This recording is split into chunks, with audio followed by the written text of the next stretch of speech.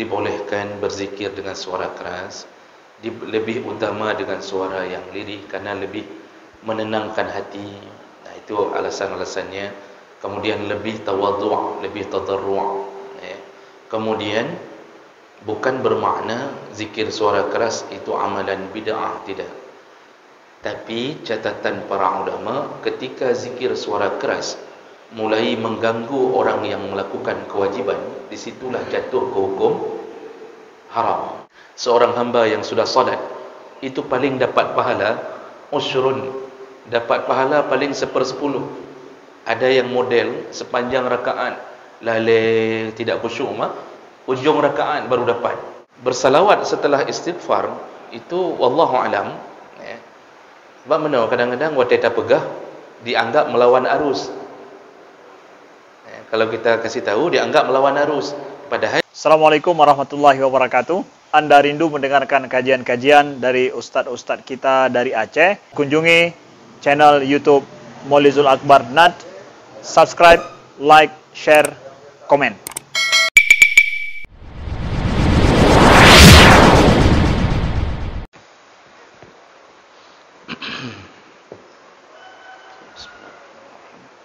Assalamualaikum warahmatullahi wabarakatuh.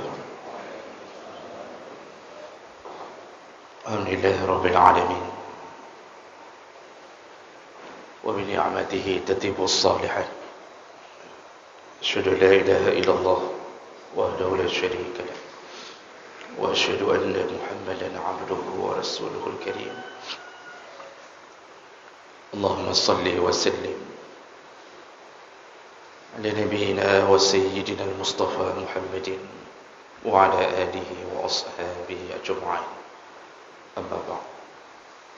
Rabbi shrah li sadri wa yassir li amri wa hlul 'uqdatam min lisani yafqahu qawli.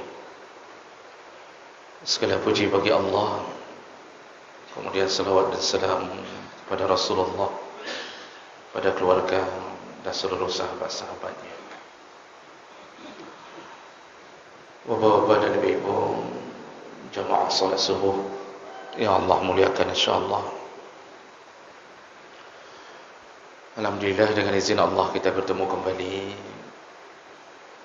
di tahun yang berbeda. Dan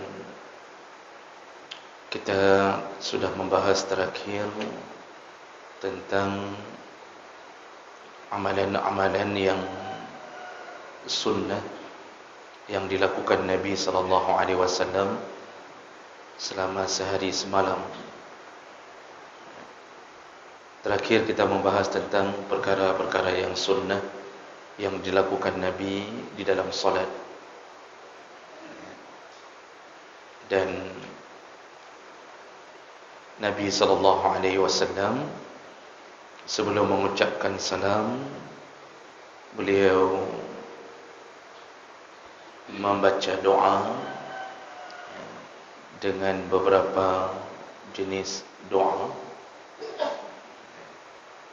dan itu sudah kita bahas panjang di subuh yang terakhir, termasuklah doa meminta perlindungan dari 4 perkara, yaitu dari azab Jahannam, azab kubur, dari fitnah dunia, fitnah hidup dan fitnah mati, juga dari fitnah Dajjal.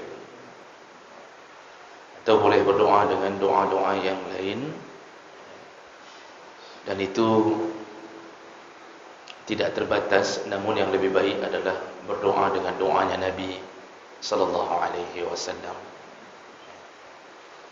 Kita lanjutkan apa saja yang dilakukan Nabi setelah melakukan salat atau setelah salam. Berikutnya yaitu Nabi berzikir. Setelah salat Nabi melakukan zikir, al-azkar al-mashru'ah ba'da salam min as-salatil mafruḍah. Nabi selalu berzikir setelah beliau salam dari salat yang fardu.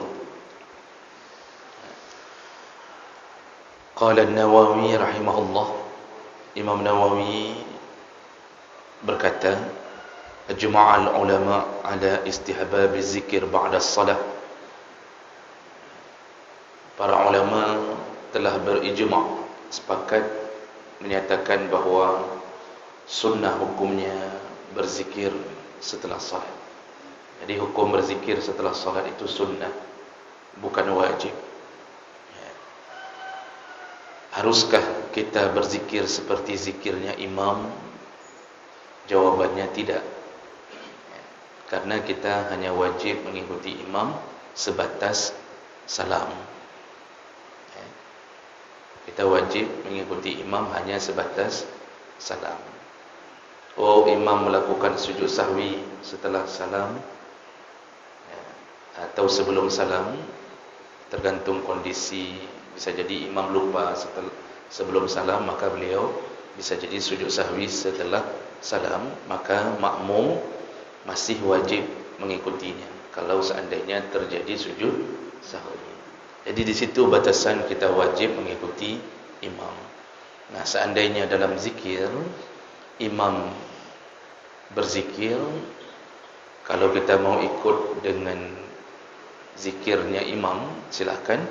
Yang tidak mau mengikuti zikirnya imam juga silakan. Asal dia baca zikir sendiri dengan suara yang kecil, silakan. Jadi itu hukumnya sunnah.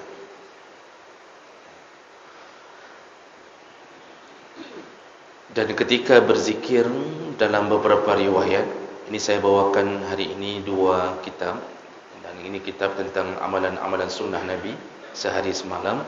Saya dampingi dengan kitab Al-Azkar punya Imam Nawawi yang membahas tentang berbagai macam amal-amal dan termasuk masalah tata cara berzikir. Berzikir itu dibolehkan dengan suara besar. Dibolehkan dengan suara besar, walaupun lebih utama dengan suara yang kecil. Itu yang perlu dipahami dulu. Kalau di sini dalam kitab ini itu disebutkan wa yustahabbu raf'us saut bihadza zikr. Bahkan disunnahkan mengangkat suaranya ketika berzikir. Di dalam kitab Imam Nawawi Al-Azkar juga Imam Nawawi menyebutkan hadis Bukhari Muslim dari Ibnu Abbas radhiyallahu anhu. Jadi ada hadis dari Ibnu Abbas yang menyatakan dari masa Nabi sudah ada zikir yang model suara besar. Sudah ada zikir yang model suara besar. Dan ini hadis-hadis yang kuat, riwayat Bukhari Muslim. Di antaranya Ibnu Abbas berkata, anna raf'as saut bizikri hina yansarifun nas minal maktubah kana ala ahdi Nabi sallallahu alaihi wasallam. Kata Ibnu Abbas, sesungguhnya mengangkat suara dalam zikir ketika sudah selesai dari salat minal maktubah, iaitu salat yang wajib, kana ala ahdi Nabi, itu sudah terjadi dari zaman Nabi sallallahu alaihi wasallam. Hadis riwayat Bukhari Muslim. Dalam hadis yang lain juga Ibnu Abbas yang menyatakan a'rifu inqidha salatin Nabi bitakbir. Aku tahu bahwa Nabi sudah menyelesaikan salatnya di masjid ketika aku dengarkan suara takbir, artinya suara zikir setelah salat. Jadi dari rumah Ibnu Abbas, kalau beliau sedang berhalangan untuk ke masjid, tapi beliau tahu bahwa salat itu sudah selesai ketika beliau mendengar suara zikir dari dalam masjid. Dan tentu itu enggak mungkin beliau dengar kecuali suara zikirnya keras. Dan itu juga hadis riwayat Bukhari Muslim. Nah, Bapak Ibu yang Allah muliakan, sebagai catatan, para ulama kemudian melihat hadis-hadis yang lain, karena sistem mengambil hukum bukan membuang hadis ketika ada hadis yang saling bertentangan Itu bukan dibuang hadisnya, tetapi dikumpulkan. Nanti baru diambil sebagai keputusan hukum. Nah, ada hadis-hadis lain dan juga ada ayat Allah yang menyatakan suruhan untuk menyebut-nyebut Allah dengan suara yang kecil, suara lirih. Ud'u rabbakum tadarruan wa khufyatan. Panggillah nama Tuhanmu ya, dengan keadaan tadarru', merendah diri, wa khufyah, bersepi-sepilah. Nah, ada juga hadis ketika sahabat berzikir suara keras, lalu sahabat yang lain, saya lupa dalam hadis itu, entah Umar bin Khattab yang memarahi sahabat yang berzikir dengan suara keras, katanya Allah itu tidak tuli. Allah tidak tuli. Allah melihat, Allah mendengar. Maka panggillah Allah dengan suara yang berbisik-bisik. Jadi ada hadis-hadis yang menyatakan, maka para ulama mengambil kesimpulan dibolehkan berzikir dengan suara keras, lebih utama dengan suara yang lirih karena lebih menenangkan hati. Nah, itu alasan-alasannya. Kemudian lebih tawadhu', lebih tadarru'. Ya. Kemudian bukan bermakna zikir suara keras itu amalan bid'ah, tidak. Tapi catatan para ulama, ketika zikir suara keras mulai mengganggu orang yang melakukan kewajiban, disitulah jatuh ke hukum haram. Silakan buka kitab Fiqh Islami wa Adilatu dan kitab-kitab 4 perbandingan mazhab. Jadi tak ada masalah sebenarnya zikir suara keras boleh, suara kecil lebih utama, silakan. Yang kena amalan bid'ah. Tetapi ketika mulai zikir suara keras menyebabkan orang yang solat tidak bisa solat, di situ baru bermasalah. Jadi masalahnya bukan zikirnya, masalahnya adalah mengganggu. Makanya ketika menghadapi orang masbuk, jadi dengan sembahyang, kita sudah selesai. Zikir ini kan sunnah, tapi orang yang masbuk kan melakukan kewajiban. Di situ jangan merasa bahwa yang sunnah boleh mengalahkan yang wajib. Jadi besampo dalam pikiran katanya bahawa yang salah itu orang masbuk. Siapa suruh masbuk? Karena yang mana nampak? Waktu kita bilangnya udah masbuk, seharusnya zikir dikecilkan. Oh, imam ingin membaca zikir keras, jauhkan sedikit mic. Artinya jangan sampai orang yang sedang salat masbuk ini tidak bisa baca lagi. Sedang baca Al-Fatihah, tiba-tiba masuk ke dalam zikir. Maliki yaumiddin, astaghfirullahalazim, dia sudah mengkacau-kacau itu bacaannya. Itu kalau sudah sampai ke tingkat itu sudah mengganggu. Dan banyak hadis Nabi melarang mengganggu orang yang sedang salat. Dulu ada hadis, saya tidak hafal kalimatnya, tapi saya ingat maknanya. Jadi ketika Nabi sedang berada dalam rumah, ada di masjid Nabi ada yang sedang salat sunnah, ada yang sedang baca Quran. Lalu Nabi membuka pintu rumahnya, tirai rumahnya, dan Nabi mengatakan kepada orang yang membaca Quran, pelankan suaramu, karena sesama orang yang bermunajat tidak boleh mengganggu. Engkau membaca Quran demi ibadah, yang salat pun sedang salat demi ibadah, maka jangan ganggu. Kenapa Nabi memperingatkan kepada yang baca Quran? Karena orang yang salat enggak mengganggu orang baca Quran. Orang yang baca Quran dengan suara keras mengganggu orang salat. Jadi itu saja yang perlu dipegang. Jadi jangan juga kita merasa bahwa ini kita udah salah nih zikir suara keras rame-rame. Enggak. Bukan di situ salahnya. Kecuali kita kelompok sendiri. Di pesantren kan kadang-kadang anak-anak memang dipaksa salat berjamaah, diatur, dan jarang yang masbuk. Karena memang gepagap legure. Ya. Jadi jarang, misal kadang-kadang ada yang masbuk, memang harus keluar man kendang tinun. kena sinut dia nanti itu, kan? Jadi kan ketika salamnya imam, salam semua, selesai. Di situ kemudian mulai berzikir suara, enggak ada yang terganggu. Silakan saja. Tapi kalau masjid-masjid umum, banyak orang masbuk merasa tidak nyaman, apalagi orang yang sering solat di masjid yang suaranya kecil waktu zikir. Ketika berada di masjid yang suara besar, dia merasa tidak nyaman, enggak bisa membaca dalam masbuknya, ya, menyambung solat dalam masbuknya. Di sini bukan masbuk yang harus mengalah, tetapi kita yang melakukan amal sunnah yang harus mengalah. Jadi publik su atau peji umik bacut, ya, jadi beri kode, boleh, lanjut boleh, astagfirullah. Jadi jauhkan sedikit, astagfirullahalazim. Jadi orang pun sudah tahu saja kode-kodenya, itu sudah dapat, ya. Nah, ini perkara yang harus diperhatikan lebih awal, bahwa begitu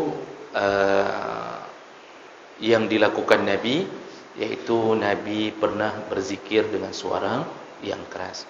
Kalau Ibnu Hajar dalam Fathul Bari yang mensyarah hadis ini, Sahih Bukhari ini, beliau memberi keterangan bahawa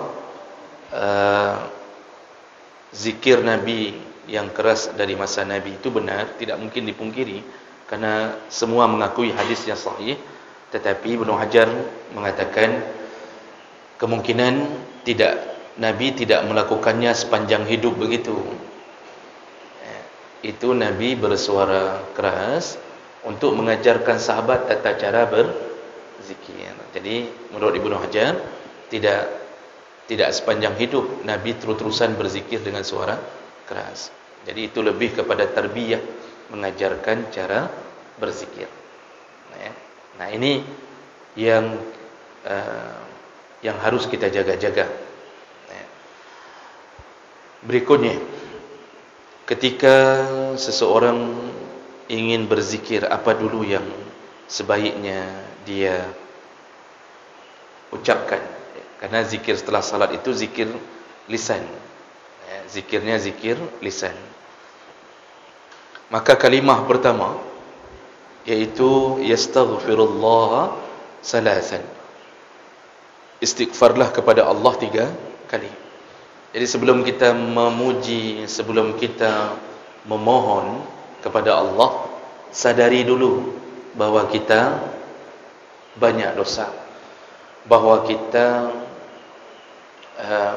adalah hamba Allah yang tidak lepas dari kekurangan. Nah, tentu ada pertanyaan, kenapa disuruh istighfar? Padahal amalan sebelum istighfar adalah salat. Biasanya istighfar itu disuruh ucapkan ketika baru melakukan dosa. Bawa motor masuk ke lubang, watai temang la lubangnya, itu kalimat demarna. Ya alik lah saya, masa kita bilang, ya alik boy ke. Ada orang yang latahnya keluar ke mana, kan? Latah, dia enggak sengaja latang, tapi karena udah biasa di kampung begitu, keluar caci maki itu. Lalu langsung orang yang beriman, astagfirullahaladzim, dia pukul-pukul bibirnya, astagfirullahaladzim, kan kain menan itu. Berarti istighfar itu seharusnya keluar setelah melakukan sebuah kesalahan. Ini masalahnya baru selesai salam dari ibadah, menunjukkan taatnya kita, kok disuruh istighfar? Habis mayang giu istighfar. Apa maksudnya? Di mana salah kita? Kita kan baru selesai salat, kecuali baru selesai mencuri, baru selesai menzina, astagfirullah. Masalah halung kapalo. Ini habis salam, assalamualaikum, assalamualaikum, astagfirullahalazim. Memang salah. Makanya istighfar setelah salat bukan karena dosa, tapi memohon, ya Allah, ampuni kami kalau kami tidak sempurna menghadap kepadamu, ya Allah. Ampuni kami, di rakaat pertama kami masih teringat ke kantor-kantor kami, rakaat kedua kami teringat ke anak-anak kami jam berapa jemput sekolah. Mohon maafkan kami, ya Allah, di rakaat ketiga kami mengingat acara televisi di tahun 1980-an, ya Allah. Jadi mohon maaf kepada Allah, kita tidak sempurna menghadap Allah. Ya. Dan ini sudah Nabi katakan, solat kita itu enggak bisa sempurna karena kita manusia enggak bisa menahan godaan dan tipu daya syaitan, dibarengi dengan nafsu. Maka Nabi sebutkan dalam hadis, seorang hamba yang sudah solat itu paling dapat pahala usyrun, dapat pahala paling 1/10. Ada yang model sepanjang rakaat lalai tidak khusyuk, ujung rakaat baru dapat, maka dia dapat usyrun cuma 1/10. Jadi kalau pahala 100, dia cuma dapat 1/10. Dan ada yang mendapatkan tus'un 1/9, sumun 1/8, subu' 1/7, sudus 1/6, khumus 1/5. Ini bahasa Nabi. Ada yang dapat rubu' 1/4, ada yang dapat sulus 1/3, dan seterusnya. Dan ada yang dapat nisfun, kata Nabi. Ada yang dapat pahala cuma, ada yang dapat setengah. Itu sudah besar tu, setengah dari 100 sudah besar. Yang sempurna 100 tidak ada. Karena salat itu berat, kecuali orang yang Allah pelihara khusyuknya. Maka Allah katakan, wa innaha lakabiratun illa 'alal khashi'in. Sesungguhnya salat itu berat kecuali mereka yang Allah berikan kekhusyuan, baru terasa ringan. Makanya orang yang masih ada sifat munafik itu berat salat. Berangkat untuk salat berat, mendirikan salat berat, waktu sedang salat pun berat menjaga salat, kecuali yang Allah beri kekhusyuan. Nah, jadi inilah kenapa disuruh istighfar, mohonlah ampun, karena kita penuh dengan kekurangan. Ya. Jadi Bapak Ibu yang Allah muliakan, ini kalimah pertama, dan itu berdasarkan hadis Nabi sallallahu alaihi wasallam. Rasulullah disebutkan dalam hadis riwayat Muslim dari Sauban radhiyallahu anhu, kana Rasulullah sallallahu alaihi wasallam iza insarafa min salatihi istaghfara salasan. Rasulullah itu kalau selesai salat, kalimat pertama dari beliau adalah istaghfara salasan. Beliau beristighfar 3 kali. Nah, dalam hadis ini, di ujung hadis itu disebutkan, ini hadis riwayat Muslim, disebutkan qila lil Auza'i. Ada yang bertanya kepada Imam Al-Auza'i. Ya, ada yang bertanya kepada Imam Al-Auza'i. Al-Auza'i ini salah satu imam dari kalangan tabi'in. Ya. Wa huwa ahadur ruwatul hadis. Imam Auza'i itu dikenal dalam dunia fikih. Juga dalam hadis ini beliau termasuk mata rantai hadis. An tersebutlah nama beliau Auza'i. Jadi beliau salah satu dari mata rantai hadis. Ditanya, kaifal istighfar? Bagaimana istighfarnya Nabi sallallahu alaihi wasallam?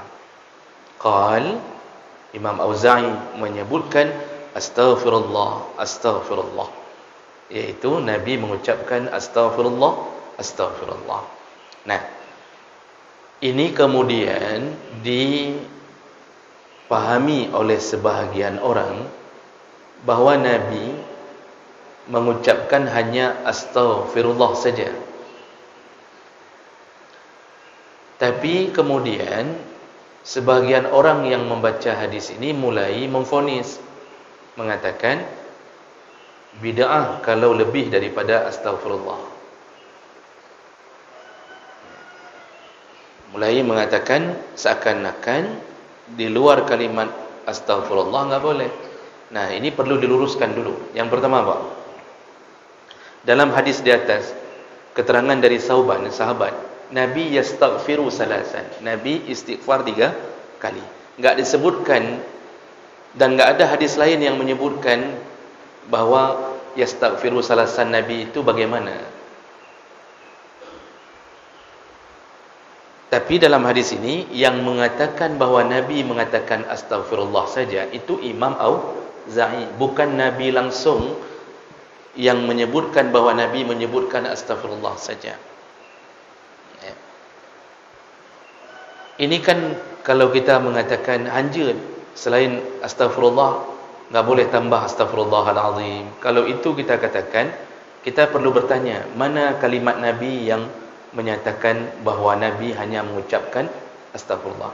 Enggak ada. Jadi yang menyatakan bahawa kalimatnya astaghfirullah siapa? Imam Auza'i. Bukan Nabi yang mengatakan itu, diterangkan oleh Imam Auza'i. Sedangkan kalimat aslinya Nabi beristighfar 3 kali. Dalam hadis-hadis yang lain, Nabi mengajarkan beberapa istighfar. Termasuklah Nabi pernah mengajarkan istighfar dengan bahasa astaghfirullahalazim alladzi la ilaha illa wal hayyul qayyum wa atubu ilaih. Itu bahasa hadis hayyul qayyum. Kalau kita mau rubah menjadi hayyul boleh, tapi nanti ujungnya bertemu dengan qayyumu. Jangan kita balik, Pak. Jangan hayyul qayyumu atau hayyul qayyuma. Kalau hayyul qayyuma, kalau hayyul qayyumu, tapi dalam hadis bunyinya hayyul qayyuma. Itu tinjauannya dari segi nahwu. Kedua-duanya dibolehkan. Dua-duanya dibolehkan. Tapi bunyi hadis hayyul qayyuma. Ya.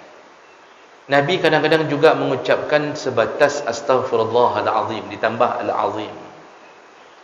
Juga kadang-kadang wa atubu ilaih. Dalam hadis yang lain Nabi pernah mengucapkan astaghfirullahalazim wa atubu ilaih.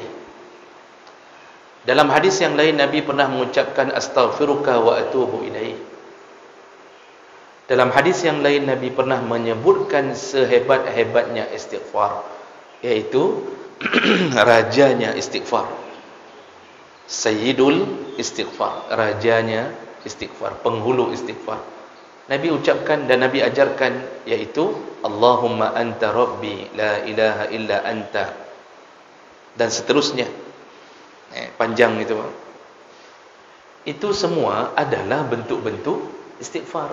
Sedangkan di sini tadi di awal hadis disebutkan Nabi istighfar 3 kali. Nabi enggak menyebutkan kalimatnya apa. Maka di sisi sebahagian ulama yang banyak ulama mengatakan tidak mengapa seandainya seseorang memilih salah satu istighfar yang pernah diucapkan Nabi. Jadi jangan begitu dengar astaghfirullahalazim alladzi la yanka bid'ahlam. Baik lagi nyanwa. Coba lihat dulu hadisnya. Yang menyebutkan astaghfirullah saja itu keterangan dari Imam Auza'i, dan itu kan asumsi. Nah, itu asumsi, artinya Imam Auza'i mendengar dari orang sebelumnya mendengar. Bisa saja terjadi bisa saja. Maka hadis itu kan banyak derajatnya. Salah satunya apabila terjadi masalah di dalam mata rantai. Nah, jadi apa kesimpulannya? Sekurang-kurangnya istighfar astaghfirullah boleh. Misal kita habis salat astagfirullah boleh. Itu sudah disebut istighfar. Itu minimal istighfar. Itu minimal. Jadi harus ada Allahnya, jangan astaghfir saja. Jangan astaghfirnya betul ya. Astaghfirullah. Mau sehebat-hebatnya istighfar, kalau ada waktu salat sendiri, salat sunnah, setelah itu istighfar, ambil rajanya istighfar. Ambil rajanya istighfar, Sayyidul istighfar. Ini semua boleh, tapi bagi orang yang salat jamaah jangan ambil yang panjang ini. Kenapa? Nanti akan merasa akan terganggunya suasana. Itu kalau pribadi silahkan. Nah, jadi kalimat pertama yang Nabi ucapkan setelah salat adalah istighfar. Mohon dulu ampun. Setelah itu apa? Nah, disebutkan setelah itu Nabi, ini masih satu hadis ni, hadis riwayat Muslim tadi. Setelah Nabi mengucapkan istighfar, waqala, beliau mengucapkan Allahumma antas salam wa minkas salam tabarakta ya zal jalali wal ikram. Itu kalimat Nabi. Allahumma antas salam wa minkas salam tabarakta ya zal jalali wal ikram. Masalah tambahan, tambahan itu wallahu alam Pak. Saya juga tidak bisa menjawab dengan pasti dari mana asal muasal tambahan itu. Ini hanya lupa belum. Karena saya coba cari, saya belum temukan. Dan cuba minta tambahan kalimat Allahumma antas salam wa minkas salam wa ilaika ya'udus salam fahayyina rabbana bis salam wa adkhilna jannata daras salam. Wallahu alam, kalau Bapak tanya pun saya belum tahu dari mana asal muasal kalimat tambahan itu. Namun karena ini bentuknya doa, bukan di dalam solat, saya pun tidak berani menyatakan bahawa itu enggak boleh. Karena Nabi yang suruh patenkan adalah dalam solat. Menyo dalam solat, yang Nabi patenkan sallu kama raaitumuni usalli. Kasemayang lagi long semayang. Tapi di luar solat, apalagi masalah zikir, ini sunnah hukumnya. Dan zikir itu kan Pak, ada zikir mutlak, ada zikir muqayyad. Zikir mutlak yang sesuai dengan prosedur, ada muqayyad, zikir muqayyad yang sesuai dengan prosedur. Mutlak ada yang zikir umum, galak-galak gedanyo kena dah bagah masa kita mau ucapkan puji-pujian kepada Allah dengan bahasa kita sendiri, dan itu banyak dilakukan oleh sahabat dan banyak dilakukan oleh para ulama. Jadi kalau memang kita ingin berzikir setelah salat, maka tentu mengikuti Nabi itu lebih baik. Walaupun tidak bermasalah bagi ingin yang menambahi kalimat itu kalau bentuknya bukan kalimat yang menyebabkan sah dan tidak sahnya sebuah ibadah. Tapi intinya apa? Habis istighfar, Allahumma antas salam. Dan saya juga tidak tahu sampai hari ini dari mana asal usul habis istighfar salawat. Maaf cakap nampak ya. Wallahu alam, mungkin karena bacaan saya kurang, saya tidak tahu dari mana asal muasal habis istighfar lalu bersalawat. Kalau lihat dari segi makna kan enggak ada masalah. Kita kan mencintai Nabi, bersalawat itu tetap berpahala. Tapi kalau lihat dari kedudukan, kan kita tadi istighfar, mohon ampun diri dulu. Seharusnya di semua urusan, mana lebih dahulu memuji Allah atau memuji Nabi? Siapa yang Tuhan? Allah yang Tuhan atau Nabi yang Tuhan? Dan Nabi ini siapanya Tuhan? Siapanya Allah? Partnernya Allah, temannya Allah atau utusan Allah? Semua akan jawab, ya Tuhan, ya Allah lah. Nabi bukan partner Allah. Nabi itu utusan Allah, hamba seperti kita. Innama ana basyarum mislukum. Aku ini hamba, kata Nabi. Nah, kenapa tiba-tiba waktu kita puji Nabi dulu, baru kita puji Allah? Terfikir tidak Bapak? Saya terfikir, kok pujo Nabi lah? Karena dalam semua amal yang lain itu diajarkan puji Allah dulu. Semua amal Pak, silahkan buka kitab. Cicok patna amai yang you pujo Nabi le baru pujo Allah. Dalam khutbah Jumaat, dalam ceramah biasa, dalam pelong yang berhubungan dengan ini. Coba lihat, cek semuanya. Silahkan cek. So yang you pujo le Allah. Puji dulu Allah, barulah puji Nabi. Dalam doa, coba lihat. Hadis Nabi menyatakan, engkau kalau berdoa, pujilah Allah dulu, baru engkau sebut nama aku, baru bersalawat. Pujilah Allah dulu. Makanya bersalawat setelah istighfar itu wallahu alam. Sebab mana kadang-kadang wateta pegah dianggap melawan arus. Kalau kita kasih tahu, dianggap melawan arus. Padahal coba fikir begak-begak.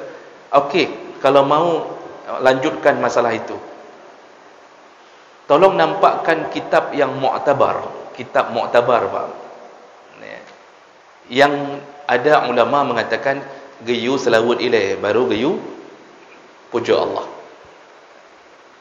Ini bukan saya tantang, tetapi nampakkan kitab yang mu'tabar, berjelas. Kalau ini kan jelas, Nabi setelah istighfar kan ini hadis Nabi langsung. Habis istighfar Nabi, Allahumma antas salam. Nah, sekarang tampakkan dalil atau nampakkan kitab mu'tabar yang menyuruh melakukan salawat dulu baru pujuk Allah. Dalam semua kitab-kitab yang memuji-muji Nabi, itu selalu Allah dulu yang dipuji, baru puji Nabi. Jadi, dan Nabi langsung yang melakukan amalan setelah istighfar, ucapkan Allahumma antas salam. Kemudian, setelah dua kalimat itu bersambung dengan hadis yang lain, itu ada beberapa kategori hadis Pak, itu sudah tidak diatur oleh Nabi. Yang ada aturan istighfar, kemudian Allahumma antas salam. Itu yang diatur langsung. Sedangkan kalimat-kalimat berikutnya itu sudah dalam hadis-hadis yang berbeda. Sudah dalam hadis-hadis yang berbeda. Dan itu enggak diatur oleh Nabi. Maksudnya enggak diatur harus nyoile. Enggak ada nomor 1, nomor 2, nomor 3 ada. Makanya terbalik-balik. Jadi menyatakan terbalik-balik apa ni pada ungga ke terbalik-balik. Masalah memik. Jadi Bapak Ibu yang Allah muliakan, tidak beraturan lagi.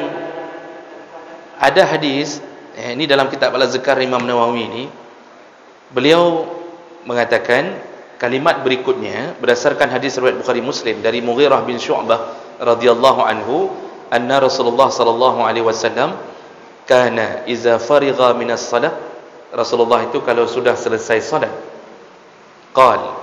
beliau berkata, beliau mengucapkan, apa ucapannya? La ilaha illallah wahdahu la syarika lah, lahul mulku wa lahul hamdu wa huwa ala kulli syai'in qadir. Allahumma la mani'a lima a'taita wa la mu'tiya lima mana'ta wa la yanfa'u zal jaddi minkal jadd. Hadis riwayat Bukhari Muslim. Habis salat beliau kadang-kadang mengucapkan itu. Tapi ada hadis lain yang menyebutkan, juga hadis riwayat Muslim dari Abdullah bin Zubair radhiyallahu anhuma annahu kana yaqulu dubura kulli salat haina yusallim.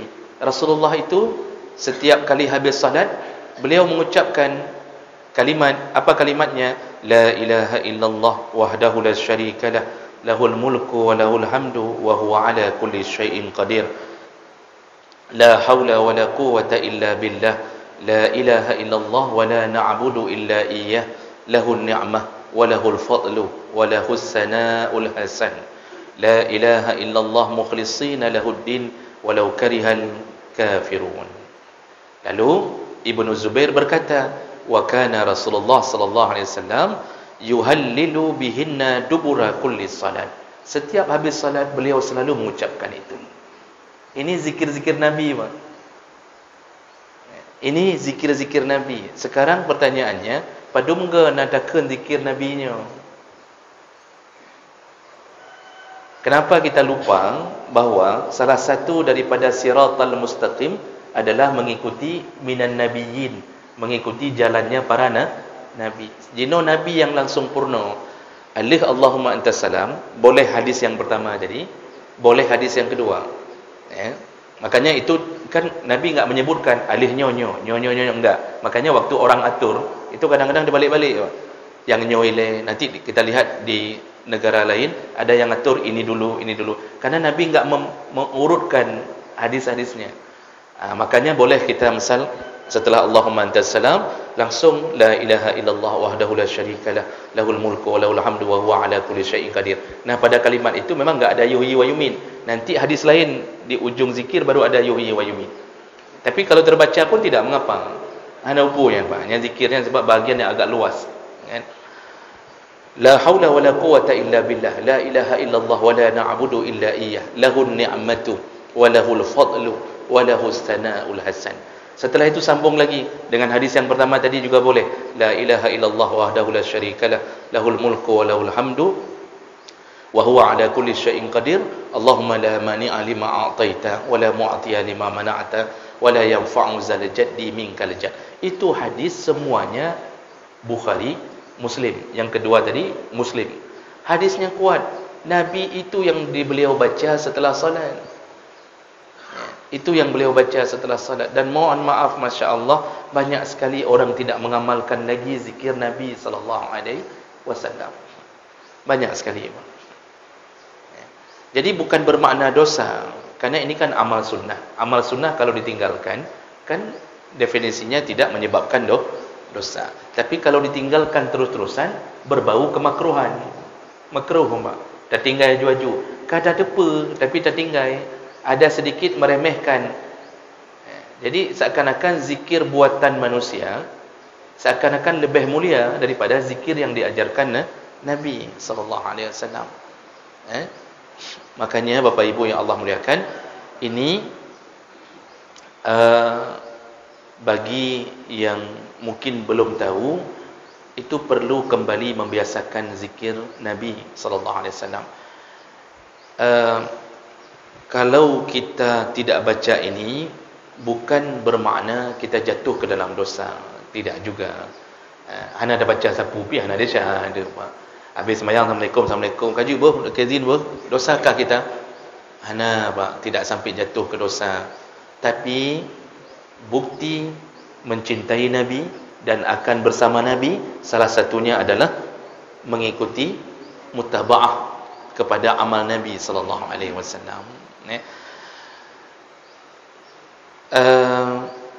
Berikutnya, setelah mengucapkan kalimah-kalimah itu, barulah bertasbih, bertahmid, lalu takbir dan tutup dengan tahlil atau la ilaha illallah. Dan ini ada beberapa hadis, Pak. Jadi ini ada beberapa model. Ada beberapa model. Yang pertama, boleh subhanallah 33, alhamdulillah 33, kemudian Allahu Akbar 33, dan sempurnakan ke 100 dengan kalimah la ilaha illallah berdasarkan hadis Nabi SAW. Hadis dari Abu Hurairah radhiyallahu anhu qala Rasulullah sallallahu alaihi wasallam, man sabbaha Allah fi duburi kulli salatin, barang siapa yang bertasbih kepada Allah setiap selesai salat. Disebutkan setelah selesai salat. Salasan wa salasin, tasbih 33. Hamidallah salasan wa salasin, lalu bertahmid 33. Wa kabbarallah salasan wa salasin, bertakbir 33. Subhanallah, alhamdulillah, Allahu Akbar 33. Fatilka tis'atun wa tis'un, itu jumlahnya 99 kata Nabi. Wa qala tamamil mi'ah, dan dia lengkapkan ke 100 kalimah la ilaha illallah wahdahu la syarika lah, lahul mulku wa lahul hamdu wa huwa ala kulli syai'in qadir. Siapa yang mengucapkan seperti itu setelah selesai salat, ghufirat khatayahu wa in kanat mislu zabadil bahr, maka diampunkanlah dosa-dosanya walaupun sebanyak buih di lautan. Kan kadang-kadang kita enak dengar, Masya Allah, luar biasanya. Tanya luar biasa, kati peluh tu hantu ada baca adanya nampak. Cuma luar biasa mentang. Ya ampun mandum. Ini hadis riwayat Muslim dengan derajat yang sahih. Jadi jangan lupa habis salat itu jadi zikir. Atau model yang kedua, ini sedikit lagi waktu kita apa? 2 minit, 5 minit dekat habisnya, kita dah sambung dalam minggu ke. Model yang kedua, boleh subhanallah 33, walhamdulillah 33, Allahu Akbar 34. Itu model kedua. Berdasarkan hadis dari Ka'ab bin Ujrah radhiyallahu anhu qala Rasulullah sallallahu alaihi wasallam, mu'aqqibatun la yakhibu qailuhunna aw fa'iluhunna duburi kulli salatin maktubah. Ada amalan-amalan yang dilakukan oleh orang yang mu'aqqibat, iaitu orang yang sudah menyelesaikan salat, dan dia mu'aqqibat itu habis satu amal sambung ke amal yang lain. Apa amalannya? Yaitu salasun wa salasun tasbihah, 33 kali tasbih, wa salasun wa salasuna tahmidah, 33 kali tahmid wa arba'un wa salasuna takbirah. Lalu 34 kali takbir. Itu model yang kedua. Boleh juga model begitu. Model ketiga, subhanallah 25 kali, alhamdulillah 25 kali, Allahu akbar 25 kali. Lalu la ilaha illallah 25 kali. Berarti padu mendung tertub. Subhanallah 25, alhamdulillah 25, Allahu akbar 25, kemudian la ilaha illallah 25. Ini berdasarkan hadis dari riwayat Tirmizi dari Abdullah bin Zaid radhiyallahu anhu, juga riwayat Tirmizi dengan derajat yang sahih yang Nabi mengajarkan cara seperti itu. Ini kita persingkat apa? Karenanya sebahagian kita PNS harus tamang kerja. Saya persingkat apa? Cara keempat, subhanallah 10 kali, alhamdulillah 10 kali, wallahu akbar 10 kali. Jadi cuma 50 ke juga dibolehkan. Berdasarkan juga hadis riwayat Tirmizi dari Abdullah bin Umar radhiyallahu anhu dengan derajat yang sahih. Ini 4 cara berzikir. Ada satu lagi Pak, zikir dikumpulkan, subhanallah walhamdulillah wala ilaha illallah wallahu akbar. Baca 33 kali. Nah, ini semua silakan pilih. Tergantung yang model tamang poh 7 kurang 15, ambil yang terakhir tadi. 30 kaji kan. Tapi yang model jid, masya-Allah jid preh sudah pensiun, itu ambil yang paling banyak. Yang model-model pensiun yang cok. Yang pengangguran berteribai ke. Karena kalau sudah baca 1000 kali, mudah-mudahan Allah beri rezeki. Yang pengangguran harus lebih banyak. Yang honorer lebihnya lah, benar-benar lah. Jadi itu Bapak Ibu tentang awal-awal zikir. Nanti kita sambung habis. Alihnya nalom you baca oleh Nabi.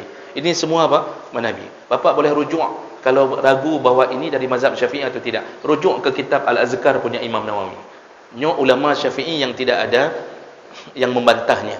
Artinya tidak ada bantahan bahawa beliau tulen bermazhab Syafi'i. Beliau tulis kitab khusus cara berzikir yang disebut Al-Azkar, dan ini dipakai Pak di daya-daya ada pesantren-pesantren yang dibahas. Itu Pak masalah pengamalan wallahu alam.